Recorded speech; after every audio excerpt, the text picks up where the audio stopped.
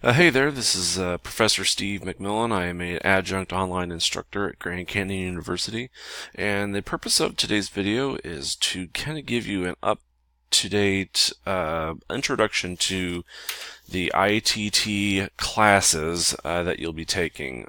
This particular video specifically relates to ITT 116, 121, and 270.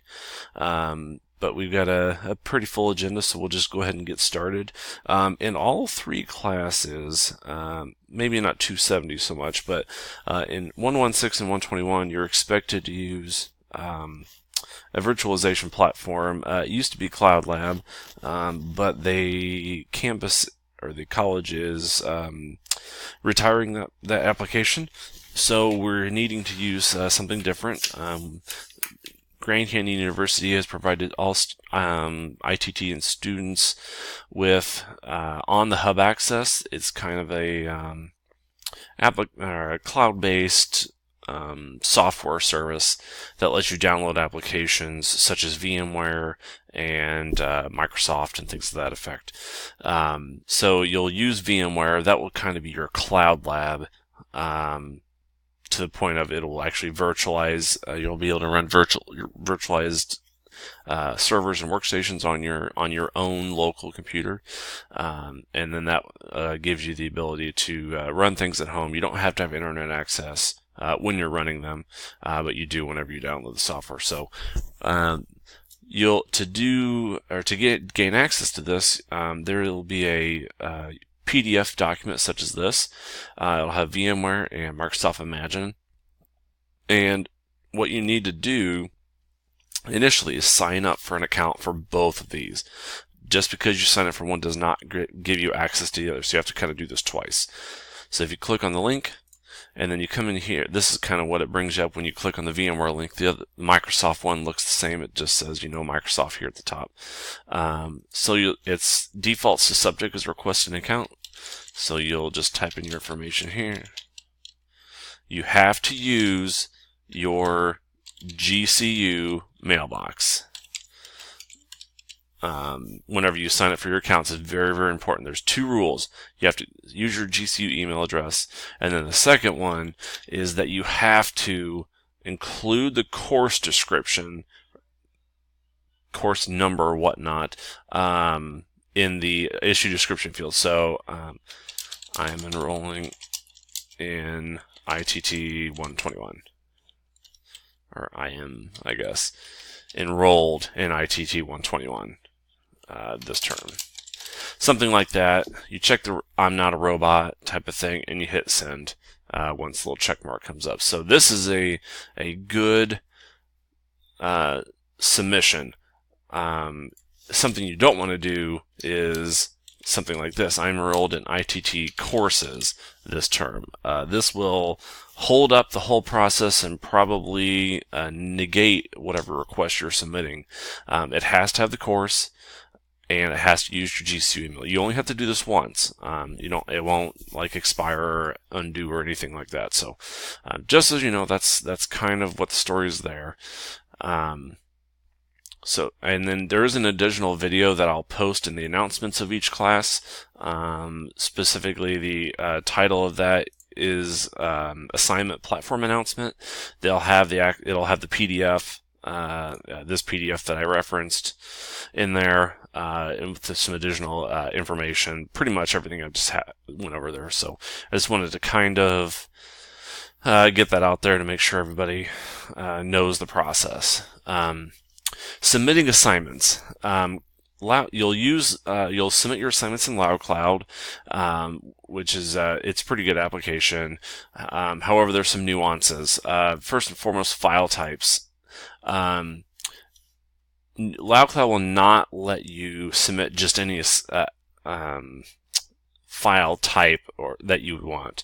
Word documents are fine. Excel documents are fine. PowerPoint. Zip files are even fine. PDFs. It doesn't let you, unfortunately, do things like packet tracer files. That's related to ITT 116 and 270 for that particular one. And then it will not let you do Visio uploads. So how do we get around that? in Visio, you can actually save your file as a PDF document.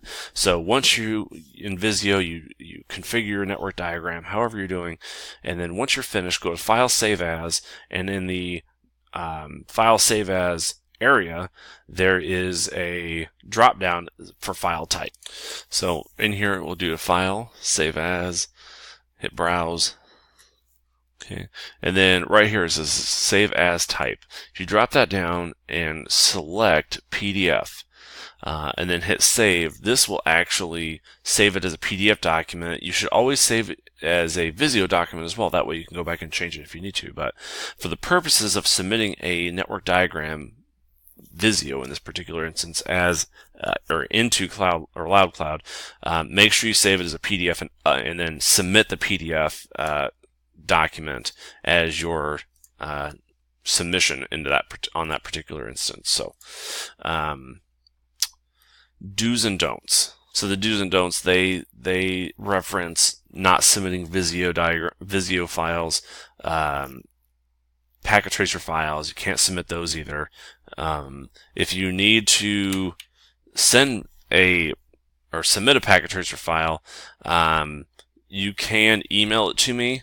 This kind of leads back into this down here, is if you need help with a packet tracer file, or in your Cisco setups, if you're running into troubles doing whatever, if you need help, you can save your packet tracer file and email it to me. So if you're in the application here and you've got everything lined up or whatever, make sure you go to File, Save As, and then save the file on your local machine, and then email me that packet tracer file. That works just fine. So there's that. Word counts. I'm not too picky on word counts, but I just wanted to let you know what kind of word counts look like. So for example, I've had this file here, and if you look down here, it says it's 540 words. So most people would think, oh man, this is right on. If the assignment's 500 to 750 words, I'm right in the butter zone here. So, but what you have to do is actually highlight the actual content of your document.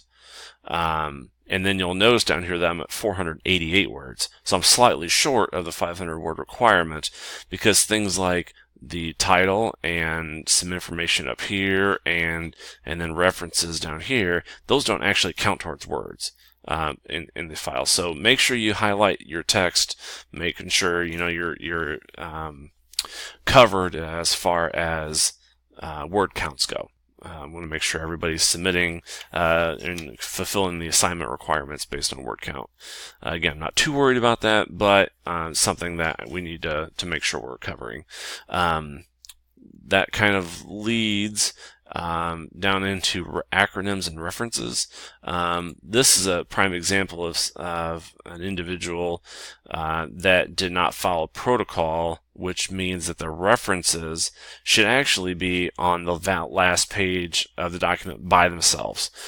They're close, but really they just need to make sure that they put the actual title references on that last page with this one. So, and these are correctly done references. You want to make sure that you follow the APA protocols for references, making sure that you're following the format. You can see like there's the first line, and the second one is always indented. Second line of that reference is indented. Make sure they're in alphabetical order, which this is by the first letter here. And so it's good. That's what we're kind of looking for. Acronyms.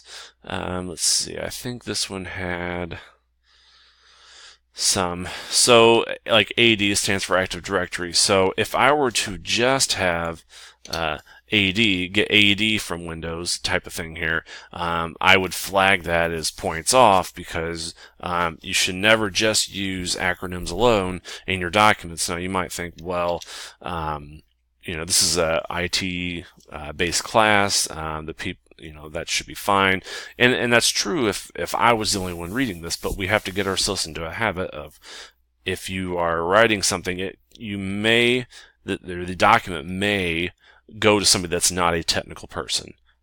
So we have to kind of make sure we're explaining things the way we are, spelling out what acronyms, because one acronym for one particular field could be used the same in another field, but have two different meanings. So again, we just want to make sure we're doing the right thing as far as acronyms and references go. File naming convention, what I'd like to have is that if you were to save a Word document to be submitted in LoudCloud, you file save as. This is going to say save a copy, but that's fine.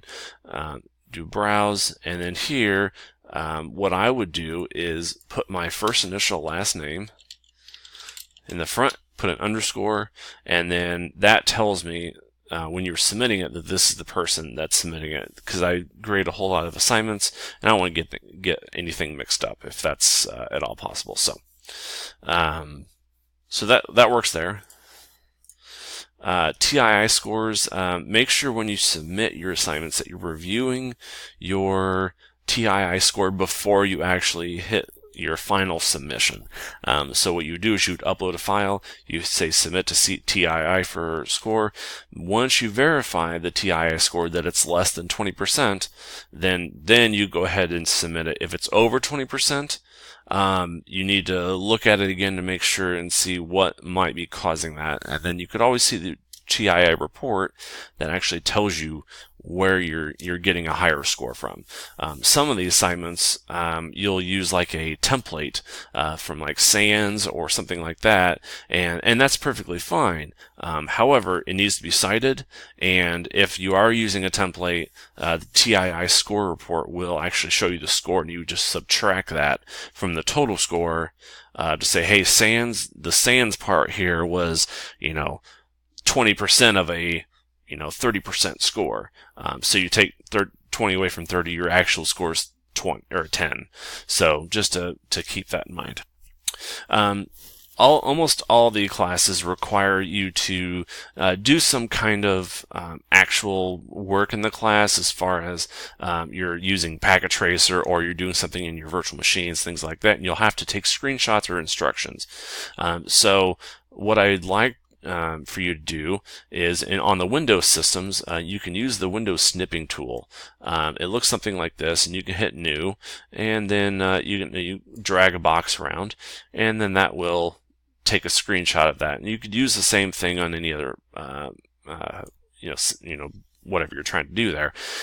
And on the Mac side, if you hold down Shift, Command, and 4, you'll get a little box that looks more like a T, and then you could draw around as well. And that actually saves that file on your Mac desktop. What you would do with those screenshots is paste the actual screenshot into Word. So if I was doing something like this, I would highlight it, I would in snipping tool here, I would right click, copy, and then I could paste that into here. So I could just paste it, and there's my screenshot. So all your screenshots, make sure you include in your in your documents that you're submitting. So don't submit, if it calls for 5, 7, 10 screenshots, don't submit 5, 7, 10 screenshots individually in LoudCloud. Put them all into one Word document, save it, and then submit that one Word document into LoudCloud. I would prefer also that you do not submit zip files into LoudCloud. One of the problems with those is that if you have to do a TII report or submit to TII, then the problem is that TII cannot read into a zip file. And also, if you are submitting a written assignment such as this, do not submit it, please, as a PDF file, because I can't make edits to the document to show where things might be rough, spelling, grammar, things like that. Okay, so that's all for part 1 of this video. We'll come back here for part 2 and kind of finish things up.